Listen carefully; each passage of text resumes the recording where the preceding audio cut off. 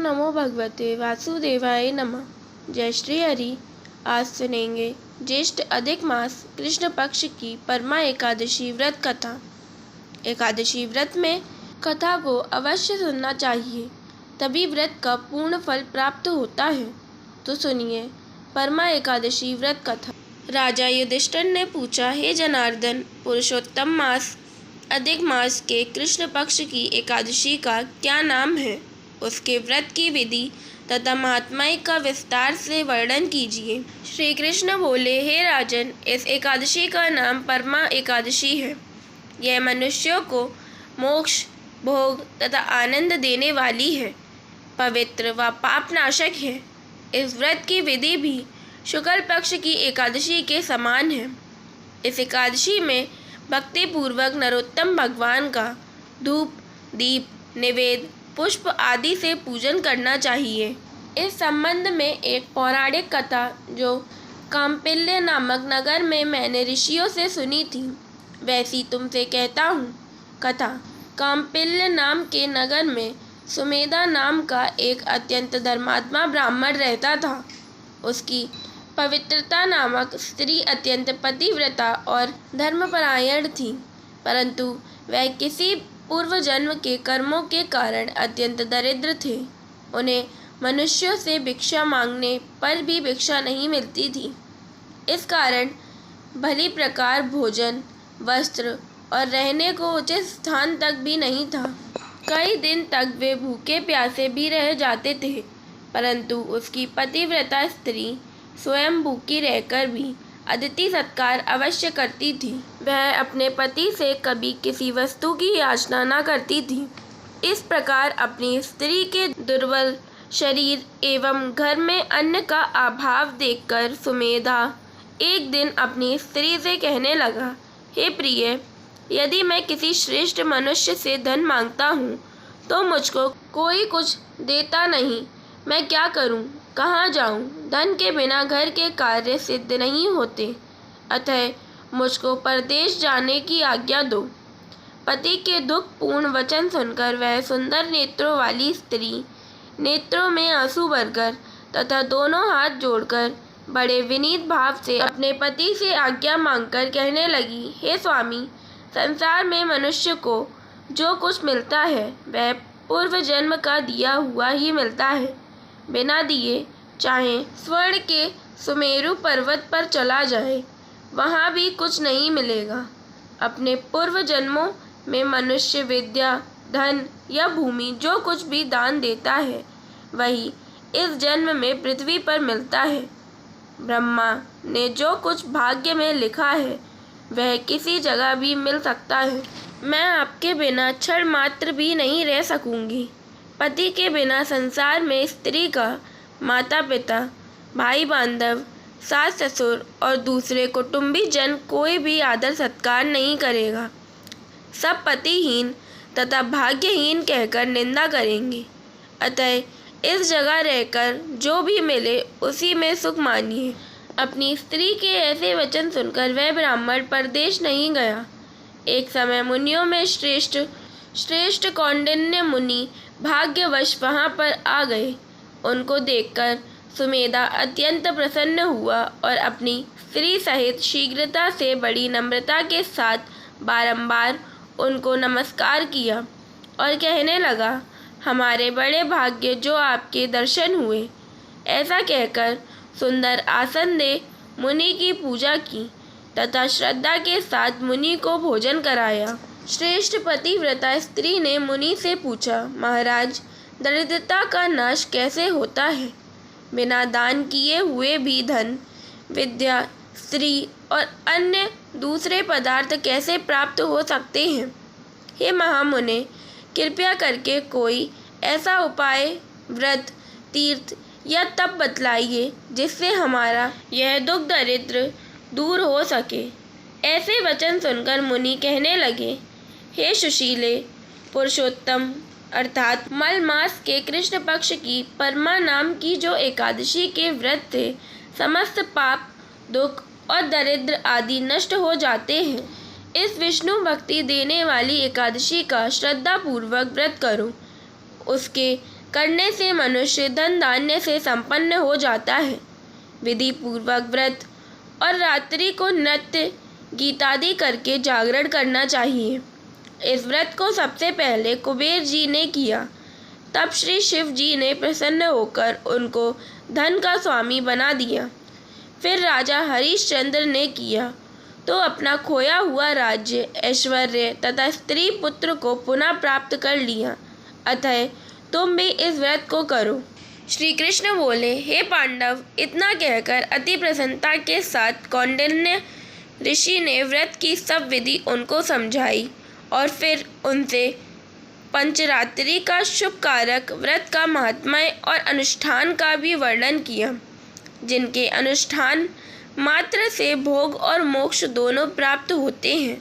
उन्होंने कहा, परमा एकादशी के दिन प्रातः काल नित्य कर्म से निर्वृत्त होकर स्नान आदि के पश्चात यथाशक्ति पंचरात्रि व्रत करने का नियम करें। जो प्रातः काल स्नान करके 5 दिन तक निर्जला व्रत करके निराहार रहता है, वह अपने माता पिता तथा स्त्री सहित विष्णुलोक को जाता है।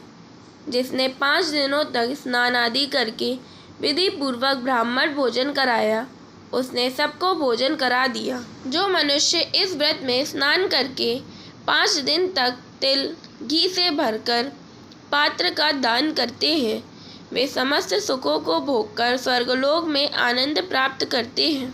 कौंडिन्य ऋषि कहने लगे, हे पद्मिनी, तुम भी अपने पति सहित इस व्रत को करो। इस व्रत के करने से अन्न और धन से युक्त होकर तुम दोनों अंत में स्वर्ग को जाओगे। उस ब्राह्मणी ने कौंडिन्य ऋषि की बताई हुई विधि के अनुसार 5 दिन तक परमा एकादशी का व्रत किया तथा 5 रात्रि के समाप्त होने पर भोजन, कीर्तन तथा रात्रि जागरण भी किया। व्रत के पूर्ण होते ही उस स्त्री ने एक राजकुमार को वहां आते देखा। राजकुमार ने ब्रह्मा की प्रेरणा से सब सुंदर वस्तुएं सहित नवीन गृह देकर उसमें उनका निवास कराया। तत्पश्चात उस राजकुमार ने सुमेधा की तपस्या से प्रसन्न होकर एक ग्राम उनकी जीविका के निमित्त दान दिया। मल मास की कृष्ण पक्ष की परमा एकादशी का आदर सहित व्रत करने से वे समस्त पापों से मुक्त होकर इस लोक में अनंत सुख भोगकर अंत में विष्णु लोक को गए। जो मनुष्य यह मानव देह प्राप्त करके भी भगवान विष्णु को प्रिय अधिक अर्थात लौंद मास में एकादशी का व्रत नहीं करते, वे 84 लाख योनियों में भटकते हुए दुख पाते हैं। मनुष्य देह अत्यंत दुर्लभ बड़े पुण्य प्रताप से मिलती है। भगवान श्री कृष्ण बोले कि जो कोई मनुष्य मल मास की कृष्ण पक्ष की एकादशी को विधि पूर्वक और श्रद्धा से पंचरात्रि व्रत और परमा एकादशी का व्रत करेगा, वह इंद्र के समान भोगों को भोगकर अंत में तीनों लोक में वंदित होकर विष्णु लोक को प्राप्त होगा। कृष्ण भगवान द्वारा कहे हुए इस महात्म्य को सुनकर राजा युधिष्ठिर ने अपनी पत्नी तथा भाइयों सहित एकादशी के व्रत को किया और अनेक भोगों को भोगकर अंत समय में भगवान विष्णु के वैकुंठ लोक को गए। फलाहार, जिस महीने में यह एकादशी आए उस महीने में प्राप्त होने वाले फलों का सागर और फलाहार लेना चाहिए। परमा एकादशी व्रत को करने से धन धान्य की प्राप्ति होती है और दरिद्रता का नाश होता है। अंत में भगवान विष्णु के परम पद की प्राप्ति होती है। बोलिए लक्ष्मी नारायण की जय। अब सुनेंगे एकादशी व्रत की आरती। ओम जय एकादशी जय एकादशी जय एकादशी माता, विष्णु पूजा व्रत को धारण कर शक्ति मुक्ति पाता। ओम जय एकादशी माता, तेरे नाम गिनाऊं देवी, भक्ति प्रदान करनी मैया भक्ति प्रदान करनी। गुण गौरव की देवी माता, शास्त्रों में वरनी। ओम जय एकादशी माता, मार्गशीर्ष के कृष्ण पक्ष में उत्पन्ना होती, मैया उत्पन्ना होती। शुक्ल पक्ष में मोक्षदायिनी, पापों को धोती। ओम जय एकादशी माता, पुष मास के कृष्ण पक्ष की सफला नाम कहे, मैया सफला नाम कहे। शुक्ल पक्ष में होए पुत्रदा, आनंद अधिक रहे। ओम जय एकादशी माता, नाम षट तिला माघ मास में कृष्ण पक्ष आवे, मैया कृष्ण पक्ष आवे। शुक्ल पक्ष में जया कहावे, विजय सदा पावे। ओम जय एकादशी माता, विजय फागुन कृष्ण पक्ष में शुक्ला आमल की, मैया शुक्ला आमल की। पाप मोक्षनी कृष्ण पक्ष में चैत्र मास बल की। ओम जय एकादशी माता, चैत्र शुक्ल में नाम कामदा, धन देने वाली, मैया धन देने वाली। नाम बरूथनी कृष्ण पक्ष में वैशाख महावाली। ओम जय एकादशी माता, शुक्ल पक्ष में होए मोहिनी, अपराजेठ कृष्ण पक्षी, मैया अपराजेठ कृष्ण पक्षी। नाम निर्जला सब सुख करनी, शुक्ल पक्ष रखी। ओम जय एकादशी माता, योगिनी नाम आषाढ़ में जानो, कृष्ण पक्ष वरनी, मैया कृष्ण पक्ष वरनी। देव शयनी नाम कहायो, शुक्ल पक्ष धरनी। ओम जय एकादशी माता, कामिक श्रवण मास में आवे, शुक्ल पक्ष कहिए, मैया शुक्ल पक्ष कहिए। श्रावण शुक्ल में होए पुत्रदा, आनंद से रहिए। ओम जय एकादशी माता, अजा भाद्रपद कृष्ण पक्ष की पर्वतनी शुक्ला, मैया पर्वतनी शुक्ला। इंद्रा आश्विन कृष्ण पक्ष में व्रत से भव सागर निकला। ओम जय एकादशी माता, पापा कुंशा है शुक्ल पक्ष में पाप हरन हारी, मैया पाप हरन हारी। रमा मास कार्तिक में आवे, सुखदायक भारी। ओम जय एकादशी माता, देवोत्थानी शुक्ल पक्ष की दुख नाशक मैया, मैया दुख नाशक मैया। लौंद मास की करू विनती, पार करो नैया। ओम जय एकादशी मैया, शुक्ल लौंद में होए पद्मिनी, दुख दारिद हरनी, मैया दुख दारिद हरनी।